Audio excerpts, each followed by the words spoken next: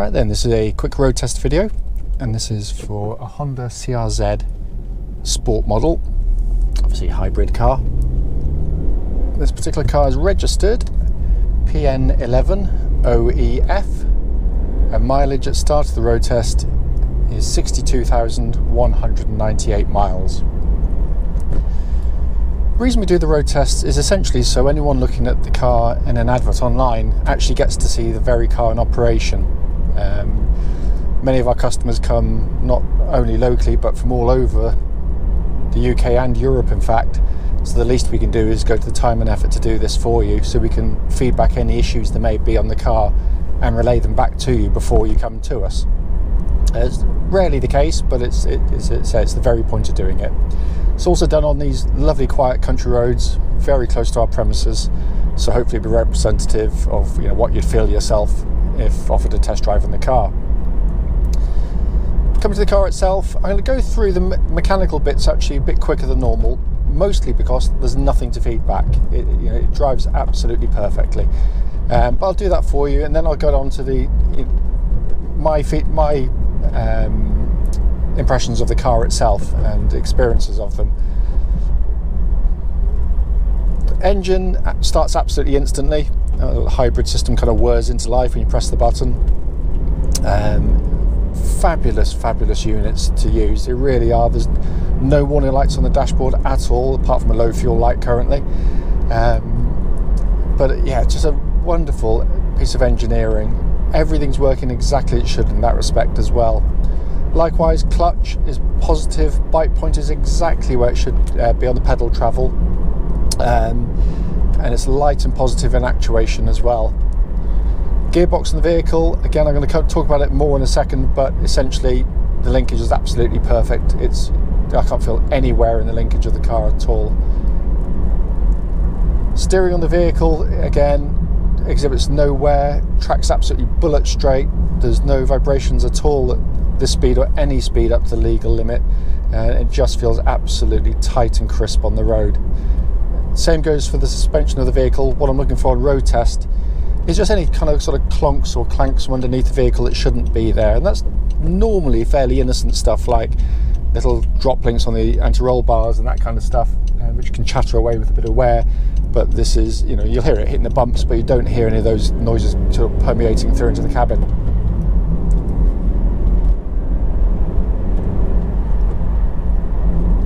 Brakes on the car, I've just done a pre-delivery inspection on the car actually and the service, and the brakes are in really good order. But basically you hit the brakes, there's pulls the front of the car down straight and true, doesn't pull sort of left, right or otherwise, and the brake pedal exhibits no pulsing or vibrations at all through the brake pedal either. Looking around inside the car, it's in lovely condition in here. I've always loved the interiors of these CRZs, but basically everything inside the car here is working exactly as it should. Air conditioning pumps out lovely cold air, but the dash itself, every button that I've pressed, for driving the vehicle, works exactly as intended. So as I said at the start, it is to feedback any issues on the car, but there is nothing genuinely. I mean, it just drives absolutely fresh as a daisy, but they generally do, because they're incredibly well engineered cars. But to come to the car itself more, I've always loved these things purely because they are that bit different. They're not everybody's cup of tea, and I can understand why as well. They're obviously not that practical. It really is just a two-seater car, so forget the rear seats, apart from a dog maybe.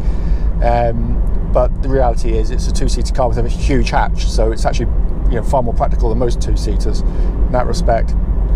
But it's just a lovely car to drive dynamically. The engine, the hybrid system is 3 modes. It always starts in what they call normal mode, so it's the middle of the 3 buttons on there.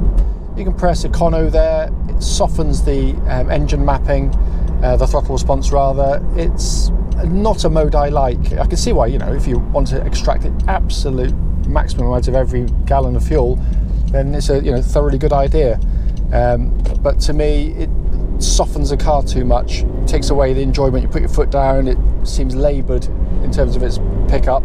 It goes, But the reality is, hit the sport button, instantly you feel a completely different throttle response. Steering weight's up. It just becomes what the car should be, a really good, fun and genuinely capable little sports coupe. Now when you rev the engine, it sounds great when you rev through. The engine suits the character of the car perfectly. It's not stupidly powerful, far from it, but you know, it's not left wanting either. But it still returns, you know, incredibly good fuel economy even in sport mode. But the whole driving experience then all comes together because you've got really solid, reliable brakes, so you can heel and toe really nicely. And then you've got this absolutely fantastic gearbox. It is one of their very best. It's short and throw, it feels solid and mechanical.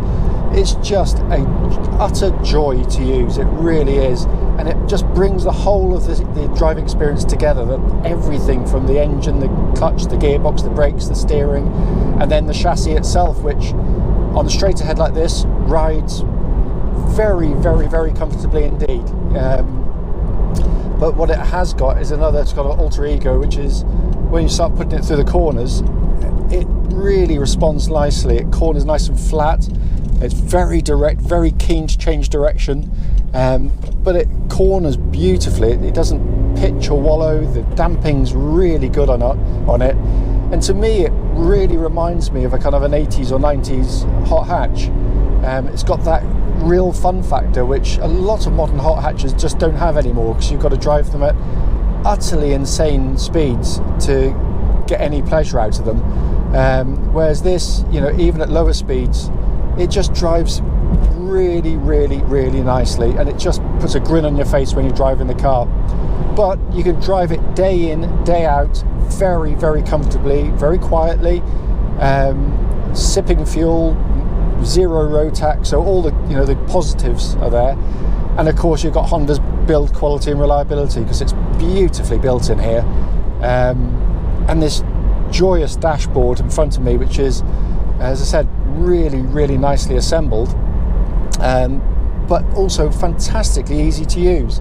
You've got styling elements from other Hondas, these little pods on either side of reminiscent of the S2000s, switch gears, lovely high quality, and then you've got this fantastic little dash in front of you, which, you know, is quite futuristic in design, but thoroughly, thoroughly interesting as well to look at, and all, as I said, works perfectly. It's not there just for show.